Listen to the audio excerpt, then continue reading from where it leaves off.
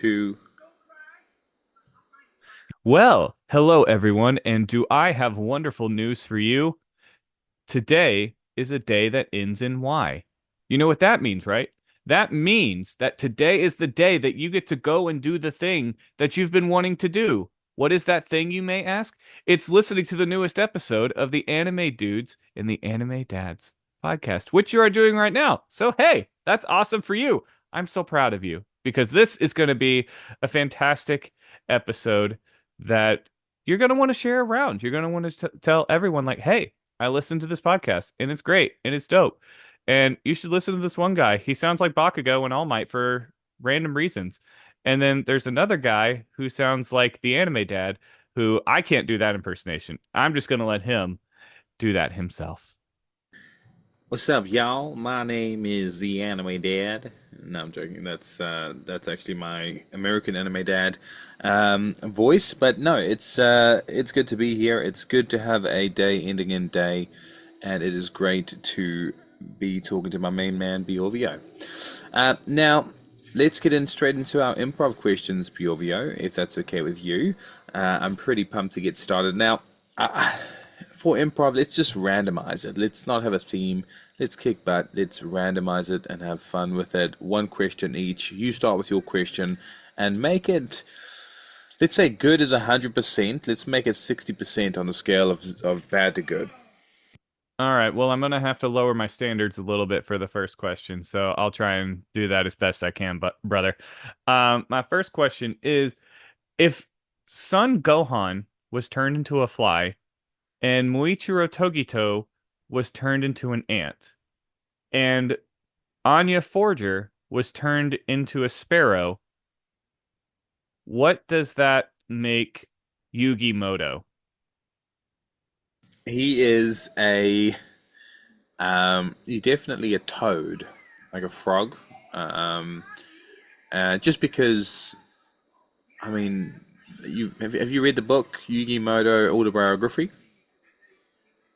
You know, I read the first couple of chapters just because I bought it on when it was on sale on Kindle the other day. So I've started it, but I don't mind spoilers. Go ahead. Yeah, well, I mean, the first sentence you would know is he's a Oh, toad, yeah. and the final sentence is he's a toad. So it's basically what it is. But um, Wow. yeah, So unfortunately for poetic. you. Now, on a scale of 1 to 10, what should my question be? Hmm. You know what? I feel like you set the bar pretty high a lot of the time. So I'm gonna give you. Let's give it an eight. Let's give it an eight, brother. All right, let's pretend three humans and one cyborg is walking into an elephant shop. They, sorry. I love this. Keep going. All right. Now the cyborg says to well, what does the cyborg says say to the merchant? And what joke does the third human say? So this sounds like the newest anime that I've started watching. It's called Elephant Shop of Horrors. I don't know if you've seen it or not. I mean, it sounds like you have because you know you've basically started going over the whole plot. But so in the second episode, I don't know if you've gotten that far, but the cyborg, after he walks in and talks to the merchant, he says, does not compute, error, error, error, need jelly beans inserted into nose to function. Because that's his thing. He runs off of sugar, and jelly beans are. And there's a manufacturing error, so the only way you can insert sugar is into his nose. So that's why he prefers jelly beans. And the joke that the third man says about this is, "Hey, I have a bag of jelly beans. You jelly bro." Yes. Oh my goodness. Sorry, I didn't actually know you watched that already. So that was too easy a question, but very good, very good. All right, what's your next question for me? What number should I do on a scale of 1 to 10? You always give me tens, and I'm sick of tens. All right, they're always Okay. incredible. I need a give me a give me a one. Okay. Um, you got it. So there was this one time where um Mirio Togata stubbed his toe. Okay. And after he stubbed his toe, he said, "Ow," because it hurt him quite a bit. And Sir Night Eye just looked at him and he said, "What?" I foresaw that. Yeah, that's why it was a one. It was way too obvious. Very good though, man. All right, what's my second question? What should it be? Uh, let's go middle of a little bit less than middle of the road. Let's go with a four. All right. Uh, a manga creator was writing a new anime, and it was based on his own life. Okay, he was writing a manga, sorry, based on his own personal life. Now, his life was a manga creator. Now, and basically, it's almost like a situation where, yeah, have you heard the expression "hat on a hat"?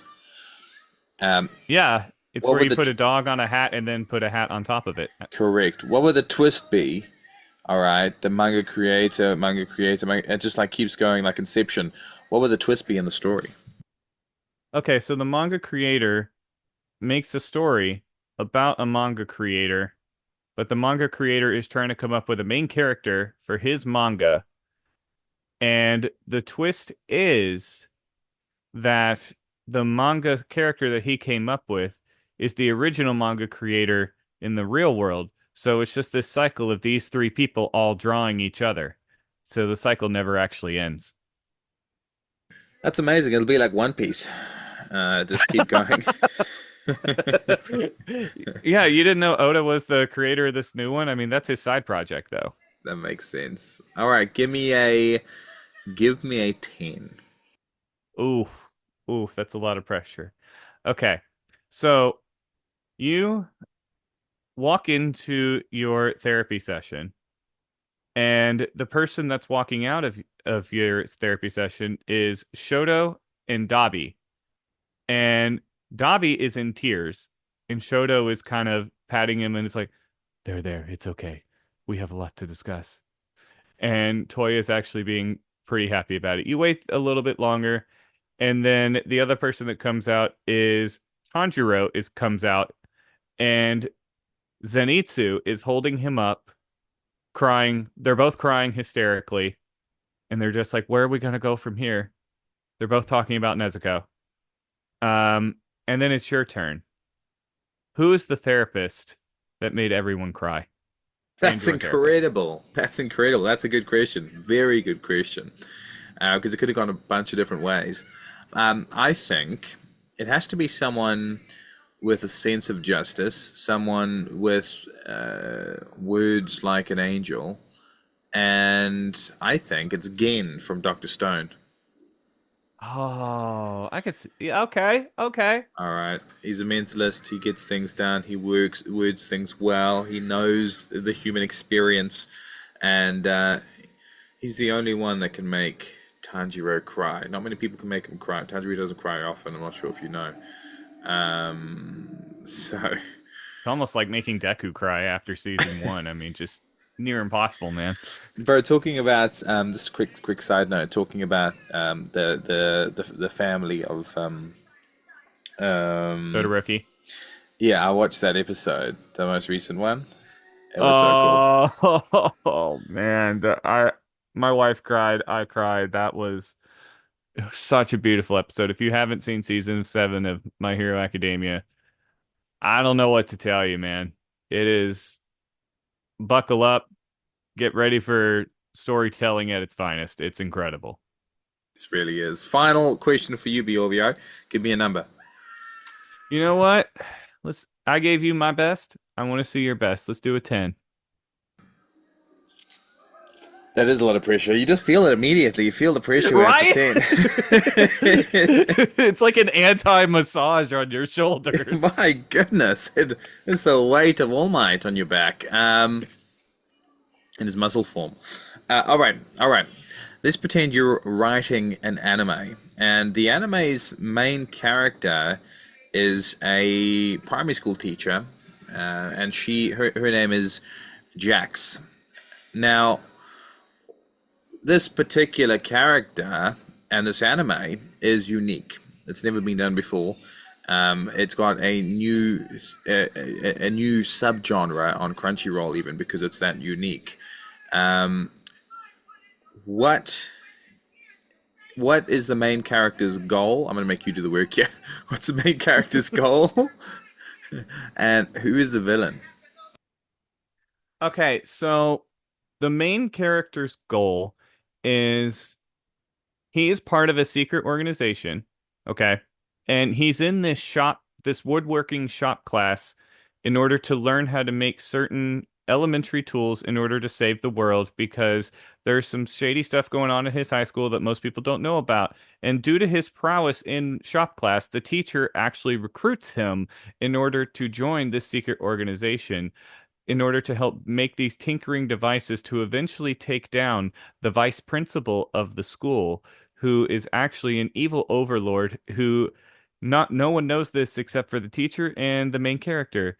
He has figured out how to clone himself, so he has is in 20 different schools all at the same time and is trying to rewrite the curriculum in order to help brainwash students to help him take over the world. All right, you brought it up to a 10. It was a 7. You brought it up to a 10. That was great. And you basically described Captain Underpants, but still very good. Very well done.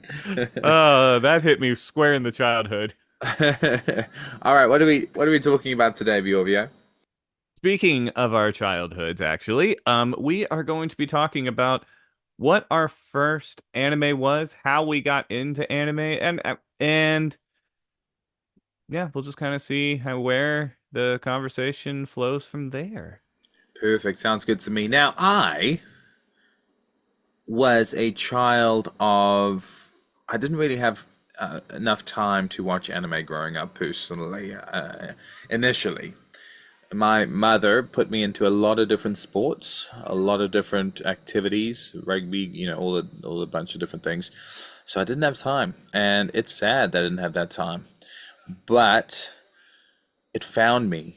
It found me while one day while I was in between sports sessions. I was sitting on a couch, and I think I saw an advert for Pokemon. Pokemon was my first anime, my gateway anime, my one true love, the one that got away. Um, and it was easy to fall in love with. It really changed me quite significantly. Are you the same? Were the Pokemon for you as well? Yeah, it was Pokemon, and I can distinctly remember that I think I've shared this story in the podcast before, but it's worth repeating. Hmm. Um, I was part of Pokemon Mania. Like even before the anime was released here, I was already hooked. And so I remember wanting to watch the first episode of Pokemon when it aired in the US, but I missed it.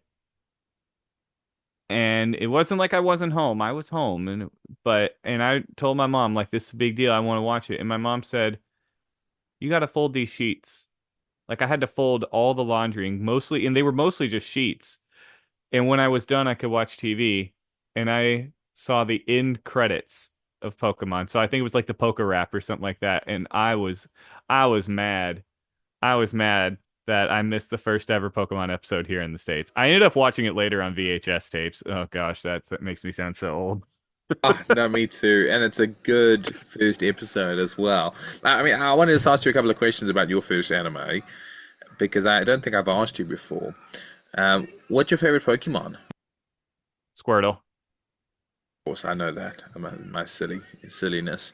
Do you have a It's favorite really the whole episode? line. Um, I mean, the Squirtle Squad is a really good episode. I also really like the one where Ash recruits Charmander. Just I mean it is sad, but it's really really solid. I do remember that one quite a bit. Um I'm trying to think past the Indigo League, but for some reason Gens 2 and 3 didn't really do it for me in the anime that much. Like Gen 2 was good, but Gen but I don't nothing like jumped out at me as like this great episode, not like Bye Bye Butterfree or the time that Pikachu had Ash let go of Pikachu for a little bit.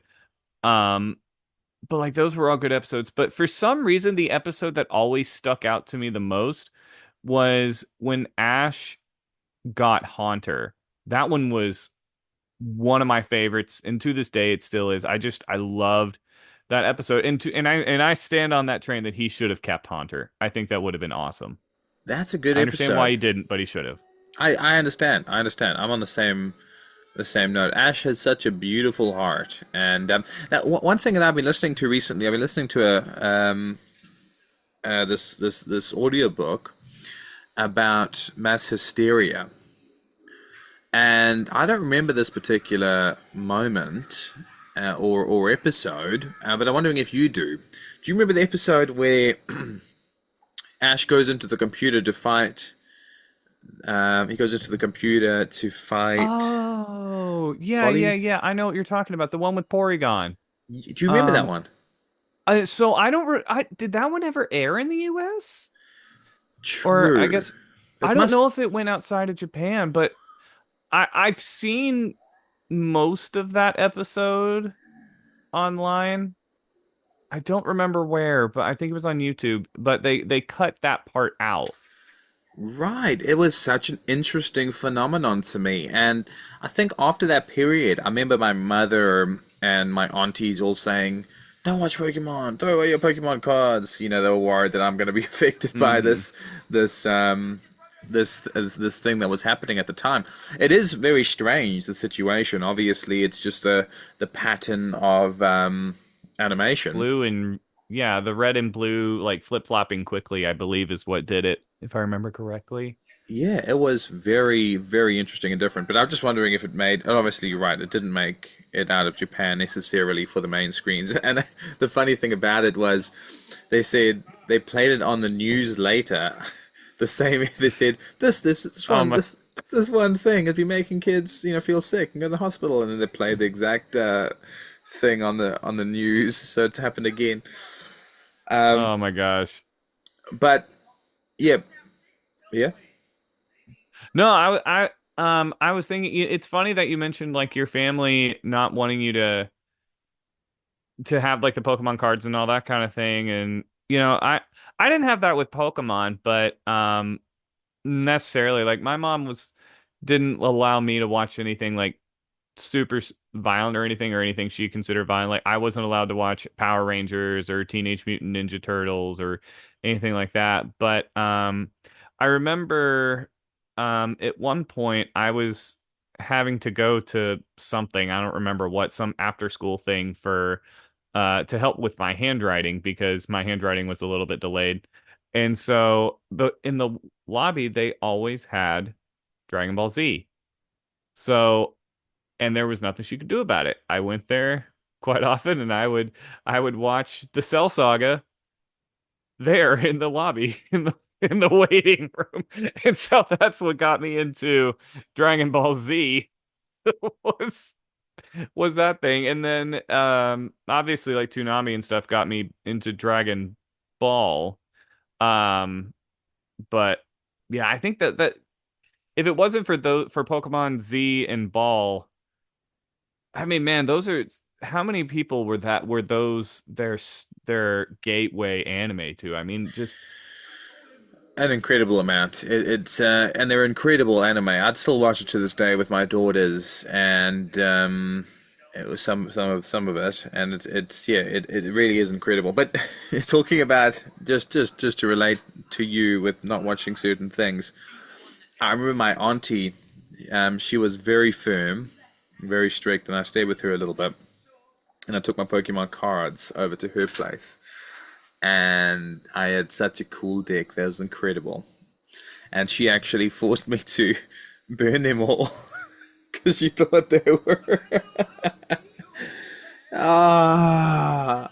So that's terrible. it hurt my heart. I remember seeing them burning. She thought something was wrong with Pokemon, probably based on the mass hysteria and things going on. But yeah, that just brought back that memory. So thanks, Bjorvio. Um, You're but welcome. But no, it is absolutely true that a first anime does impact you for the rest of your life. We both had quite significant gaps after watching. What do you think impacted that, or allowed us to have, made us have those gaps? Was it just our views changing? That's a really good question, and I've kind of pondered it somewhat. I mean, for me, in like once I saw Z and everything, like I would kind of branch off. Like I watched a little bit of Yu Yu Hakusho, Yu-Gi-Oh, Inuyasha, Naruto, One Piece, and other things, but I never really committed to them. And I think it was a little bit harder to do back then, without Crunchyroll. You kind of you kind of had to wait for like Toonami or whatever to stream that, and you only got like what, one or two episodes a week of these. So I think that kind of contributed to like once I got into high school and didn't have as much time to really commit into anime, or because I was either hanging out with friends, I had sports stuff going on, or I had music stuff going on. And then when I went off to college, I just was kind of took a break from anime for a while, and it was one of those I wasn't sure if I was gonna get back into it. And you know, I think it was just it wasn't as available as it is now. Because if it had been as like if I would have had Crunchyroll when I was in high school and college, I don't know how much that would have changed, but I like to think it probably would have. I mean, is how similar or different is that to your experience? What do you think kind of caused that? I completely agree. I mean, again, this opens up about our age a little bit too much, but we, growing up, obviously having different, the startings of the internet, Yeah. was tough and different. We couldn't get a tremendous amount that way, so we were at the whim of our TV. And the main things that were on TV was, Dragon Ball, Pokemon. So, yeah, I'm the same. We were at the whim of that, but I actually think that benefited us in many ways Mm-hmm. because, again, getting nostalgic, rushing home on a Friday to watch Dragon Ball Z, Yeah. getting excited, and then next time on Dragon Ball Z, you don't just okay, skip the conclusion, skip the intro, watch the starting. Um, I really think it makes a bigger impact on someone's life if it's a regular occurrence on a weekly basis, drawn out over a period of time, rather than binging a day and a half of a season. I think I think our generation of true anime lovers in comparison to today, where everything at your fingertips is too much. There's a lot of things that dilute a lot of anime. Yes, there is incredible advancements in animation and incredible advancements in storytelling and accessibility, but I do miss the days where we have to wait for an episode to come out. Yeah, and you nailed it right on the head, man. There was nothing better than after a day of school or whatever, you are rushing home as fast as you could to try and catch the newest episode of whatever anime it was. And honestly, for me, it didn't even matter if it was a repeat. It was just like, I want to watch this anime, and this is the only chance I get to. So, I mean, I had pretty long commute home back then. But I was running, man. I was running. And then on days where it'd be other animes, I'd be kind of walking a little bit slower, But if it was my favorite, if it was Dragon Ball or Dragon Ball Z, bro, I'm hightailing it, knees to chest, running home. Um, and it's funny because um I don't know, have you watched Dayama at all? Dragon Ball Dayama? No, I've been waiting to watch it with the family English dub. Obviously, my daughters don't read too well yet, but I might watch it myself. You've watched the three episodes?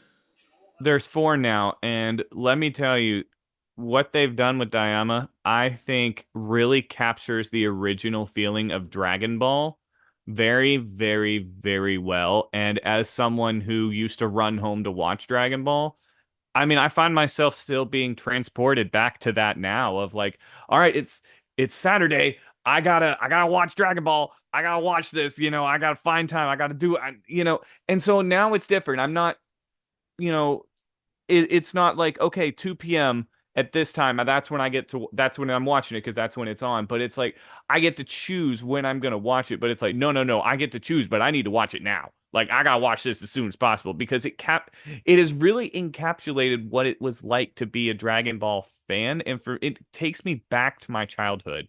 And I love that, man. It's so good. That's cool. That's really cool to hear. It makes me excited to watch. And I mean, again, growing up, watching the shows that we did, and only having one episode a week. Did you? I was the type of guy who ended up drawing my own Gokus and playing with my friends Dragon Ball, Dragon Ball Z, playing Pokemon, drawing scenes, and fully immersing yourself in it. Did you do that sort of thing? Oh, absolutely. I had a like a 350 page binder full of my own Pokemon and their evolutions. I ended up having to buy a second one and filled that one out about halfway as well. And I mean, me and my friends, I mean, we used to go to like me and my best friend, we would go to when we would go on vacation during the summer, we would go down to the ocean and fire off Kamehamehas in the ocean, like yelling at Poseidon, like Krillin did during I forget, like the Cell Saga or something.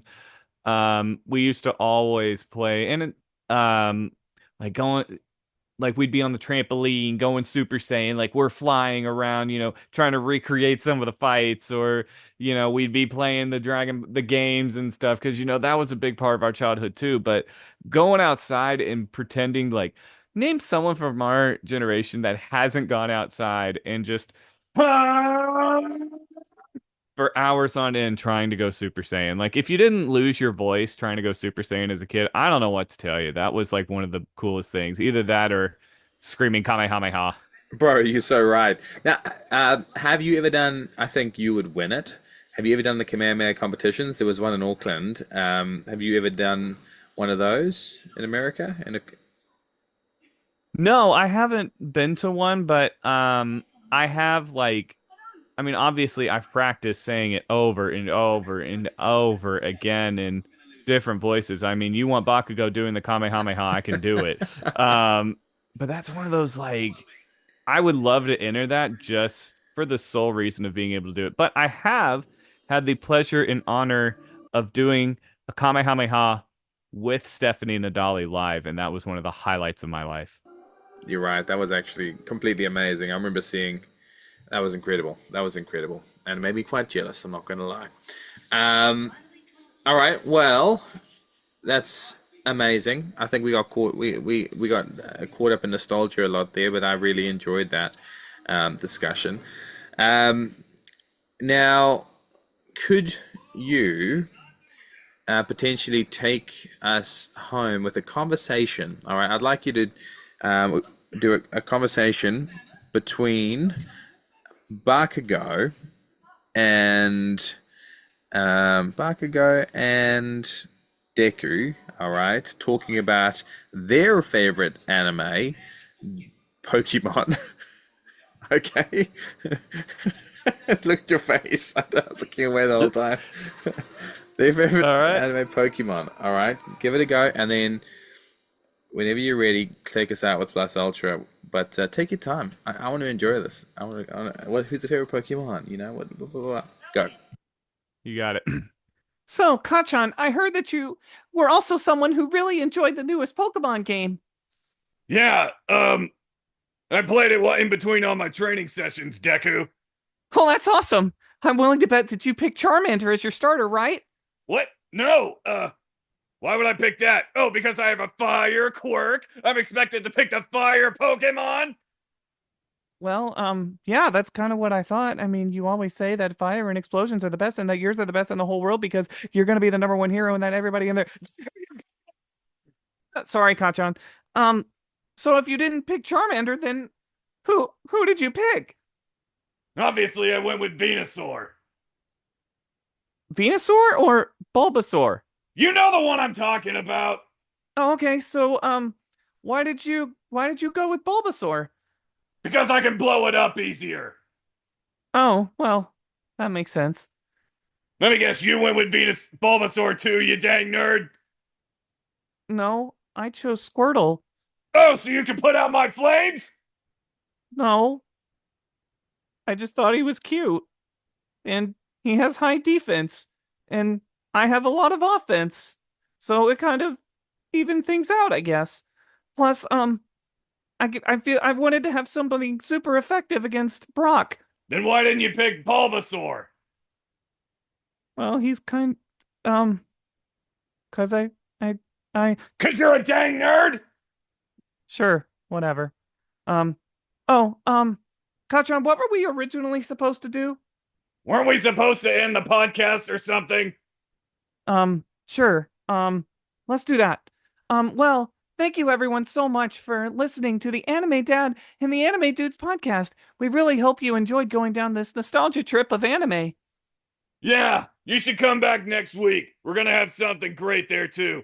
I'll probably make an appearance so you know it's already gonna be a 10 out of 10. Don't forget to bring your Bulbasaur, I guess. I won't forget to bring my quirk either, Deku. I don't know what that has to do with anything, Kachan. Your face is about to find out, nerd! Okay, why don't we just go ahead and end it then if you're gonna start talking like that. Go Beyond plus Ultra. Now I get to say it! Go beyond! Plus Ultra!